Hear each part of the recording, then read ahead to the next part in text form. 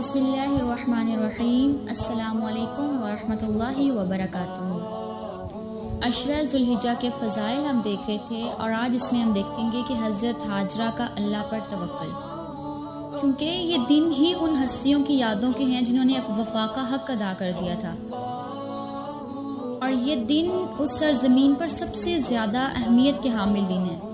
ایسا ہوتا ہے نا کہ کوئی ایک خاندان جب اللہ تعالیٰ کے راستے میں قربانیاں دیتا ہے تو پھر اس خاندان کا ہر فرد اپنے اپنے حصے کا کام سر انجام دیتا ہے نا۔ جیسے حضرت ہاجرہ تھیں، انہوں نے تنہائی کو، خود کو، اپنے وطن سے دوری کو، شوہر سے دوری کو، انسانی ماحول سے دوری کو کیسے قبول کر لیا تھا؟ اللہ کی خاطر۔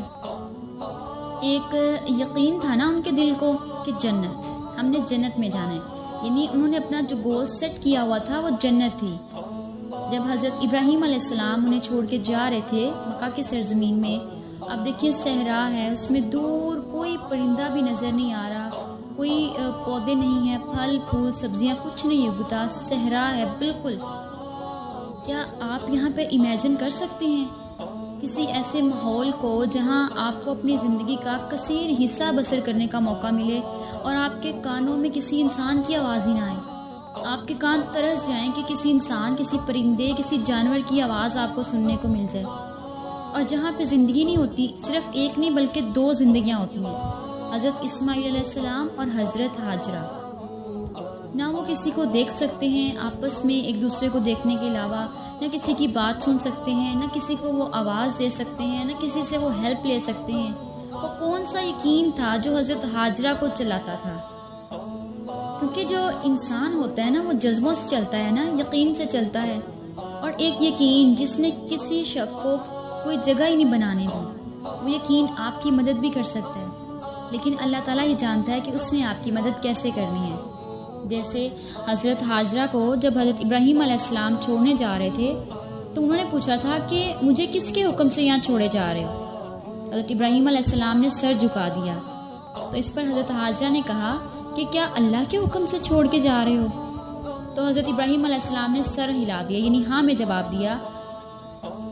تو جانتے ہیں حضرت ہاجرہ نے انہیں کیا جواب دیا؟ یعنی اللہ کی ذات پر کتنا اعتماد لیے ہوئے وہ دل کا کیسا یقین تھا جس کا اظہار انہوں نے چند لفظوں میں کیا کہ اگر یہ اللہ کا حکم ہے تو لا یزین اللہ ابدا، اللہ ہمیں کبھی ضائع نہیں کرے گا۔ اللہ اکبر۔ ویرانوں میں رکھ کے بھی وہ ہمارا رب ہے، وہ ہمیں کبھی ضائع نہیں کرے گا۔ یہ اس کی حکمت ہے، وہ جانتا ہے کہ آنے والے کل میں کیا ہوگا، کیا ہونے والا ہے، ہم نہیں جانتے۔ تو دیکھیں یقین کتنی بڑی چیز ہے نا۔ تو یہ یادیں ہیں جو یادیں ہمیں یقین عطا کرتی ہیں، الحمدللہ۔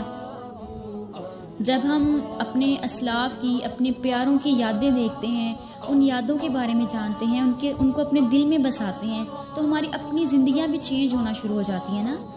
اب آپ اللہ تعالیٰ پر توکل سیکھنا چاہتے ہیں نا، تو اللہ تعالیٰ پر اعتماد کو اگر سیکھنا چاہتے ہیں تو سیدہ ہاجرہ کی جگہ اپنے آپ کو رکھ کے دیکھیں، امیجن کر کے دیکھیے کہ انہوں نے کیسے اللہ پر توکل کیا تھا، کہ جن کے سر پہ کوئی چھت نہیں تھی، ایک مشک پانی کے سوا کچھ نہیں تھا، کوئی رابطہ نہیں ہے، کوئی موبائل فون نہیں ہے، نہ کچھ کھانے کو ہے، نہ گھر والے پاس ہیں۔ کھجور کی ایک پوٹلی تھی، وہ بھی ختم ہو گئی، پانی ختم ہو گیا، لیکن لا یزین اللہ ابدا کا یقین ختم نہیں ہوا کہ اللہ ہمیں کبھی ضائع نہیں کرے گا۔ اور آج دیکھیں ہزاروں برس گزر چکے ہیں، لیکن سیدہ ہاجرہ کا فقرہ امر ہو گیا، ان کا یقین، ان کا توکل آج بھی لوگوں کے لیے مشعل راہ ہے۔ کیا ہر حاجی کو اللہ تعالیٰ سیدہ ہاجرہ کی ابتدا میں اسی طرح سے صفا اور مروہ کے درمیان چکر نہیں لگاتے؟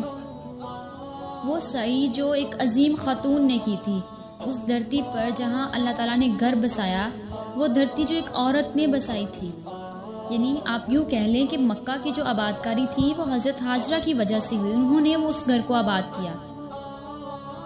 آج زمانے میں جتنے بھی لوگ چاہیں دیکھ سکتے ہیں کہ اللہ تعالیٰ نے سیدہ ہاجرہ کو، سیدنا اسماعیل علیہ السلام، حضرت ابراہیم علیہ السلام کو ضائع نہیں کیا۔ جو گھر انہوں نے تعمیر کیا تھا، آج لاکھوں کی تعداد میں لوگ وہاں پہنچتے ہیں، کوئی گھر اس جیسا نہیں ہے۔ اسی لیے اس مسجد میں نماز پڑھنے کا ثواب 1,00,000 نمازوں کے برابر ہے۔ لا یزین اللہ ابدا، اللہ ہمیں کبھی ضائع نہیں کرے گا۔ تو دیکھیں اللہ نے انہیں ضائع نہیں کیا۔ اپنے رب پر توکل کریں۔ ایسا یقین اگر ہماری زندگیوں میں آ جائے تو ہمیں بھی اللہ کبھی ضائع نہیں کرے گا۔ تو جب ایسے ایونٹ ہماری لائف میں آتے ہیں، ایسے موقع آتے ہیں، ایسے دن آتے ہیں، یا ہم ان ہستیوں کو یاد کرتے ہیں، تو ہمیں کیا چیز ملتی ہے؟ ہم نے ان سے کیا سیکھنا ہوتا ہے؟ کہ ہم نے بھی انہی کو فالو کرنا ہے؟ اگر ہم بھی ان کی طرح توکل کریں گے تو اللہ تعالیٰ ہماری بھی ایسی مدد کریں گے۔ تو یہاں سے کیا چیز ہمیں سیکھنے کو مل رہی ہے؟ کہ اللہ پر یقین رکھنا ہے، اخلاص کے ساتھ کیا گیا عمل اور اللہ کے لیے کی گئی نیکی کو اللہ تعالیٰ کبھی ضائع نہیں کرتا۔ لا یضیع اللہ ابدا، اللہ ہمیں کبھی ضائع نہیں کرے گا۔ تو لائف میں جتنی بھی پرابلمس چل رہی ہیں، کوئی بھی پریشانی آ گئی ہے، آپ نے اللہ سے مدد مانگنی ہے اور اللہ پر یقین اور توکل کرنا ہے انشاءاللہ۔ اللہ تعالیٰ ہم سب کو توفیق عطا فرمائے، آمین۔ السلام علیکم ورحمۃ اللہ وبرکاتہ۔